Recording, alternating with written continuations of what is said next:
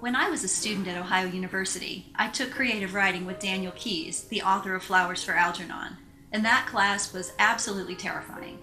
We submitted our short stories without our names on them, and brought enough copies for each member of the class to have one. Then for homework, we'd read and critique each other's work. At the next class, each one of us would get their turn in the hot seat, and when your classmates were through with you, Dan would take over and give you his comments. Now, I can't say I was the star student in his class, but I learned so much from him. Dan told us that when he had an idea or came across something he thought was interesting, he would write it down on a scrap of paper and put it in his idea folder. Then, every so often, he'd dump out the contents of the folder and mix it all up, and sometimes two scraps of paper that would end up next to each other would spark a new story idea. My book, Counteract, developed from a couple separate ideas, too.